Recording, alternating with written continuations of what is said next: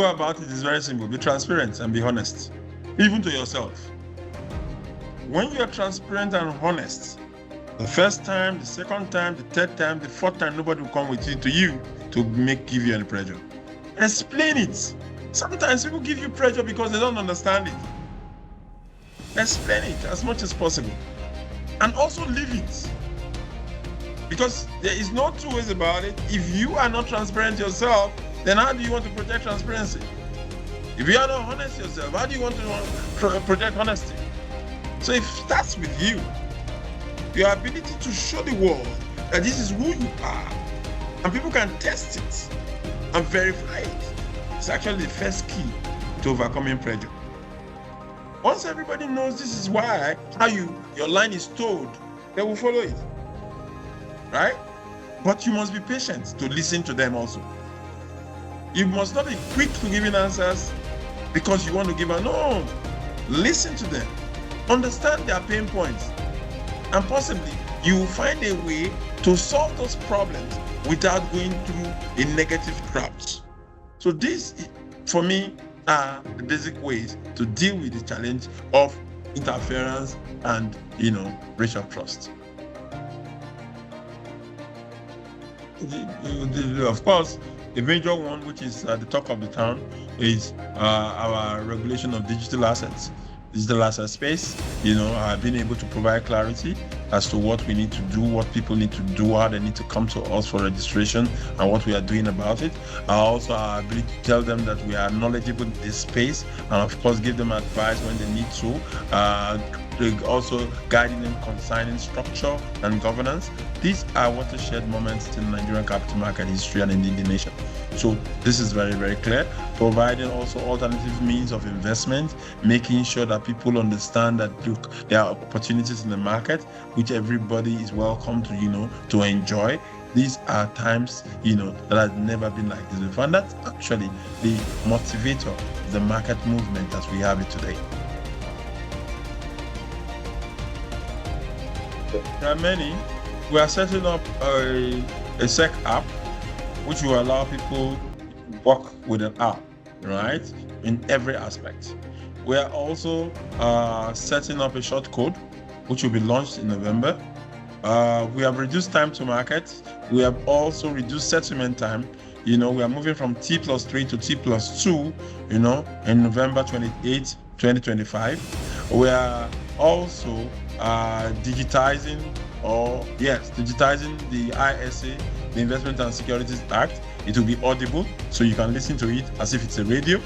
We've also set up a podcast at the SEC where we can reach the young people, through our various handles. We are also in the line of setting up the Capital Market Radio, which we believe will come up next year. We are doing so much, right?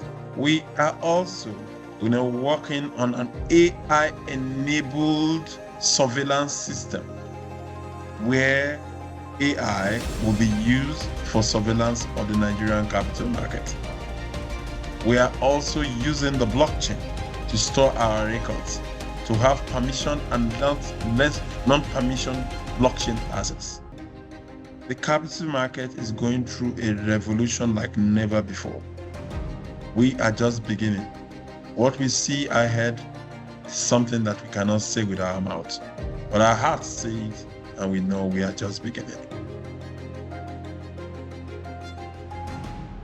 So that's a very important question, but if you know my trajectory, you will know also, or you will take it from the fact that maybe, it's not maybe, it's a fact that God prepared me for this position.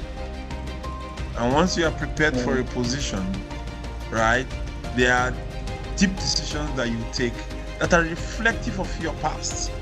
So in the process of growing up into this position, I probably will have made some mistakes because I'm human, not infallible. But my decisions now will actually be deeper because I will take into cognizance those challenges that I have faced, those bad decisions I may have made, and not allow them come into play even now. Today, we have a more satisfied workforce. Today, we have a more regenerated workforce. Today, we have continued and improved our training pattern for our staff. Today, the market is more responsive. Today, we are more compliance-driven than, enforcement-driven. These are things that are important. Today, we engage more with people. These are things that are critical for building the market, building investors' confidence. And for us, as we go on this lane, we are also not afraid to own up to our mistakes. We are not. If we made a mistake, yes, we'll look at it and we'll work around it to get the best result out of it. That is what it takes to be responsible and to be responsive. We're serving under a president that is very, very intentional about making a change. It is our responsibility as stewards of this president, President Bola Ahmed Tinubu, to do our work, each and every one of us that he had given the trust to work. And it's only when we all do this, we can achieve.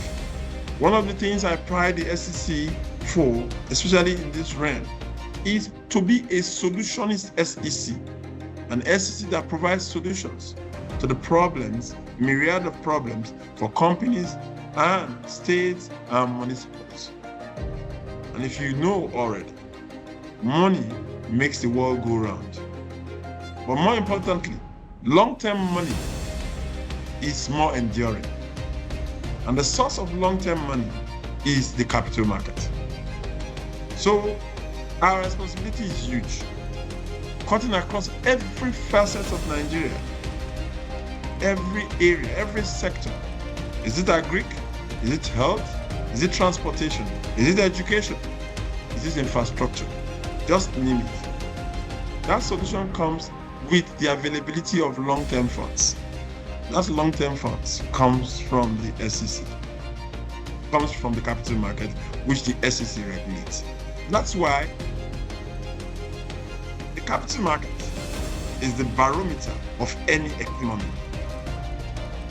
Speak to the state of any economy, take a reflection on the capital market. That's why we must mainstream the capital market into the Nigerian economy in order for us to be able to achieve all of these laudable objectives that we have lined up. And we are passionate about it. We are deliberate about it. We are intentional about it. Beyond it, we are humble also about it, because there's so much to do. And by the grace of God, we will get there.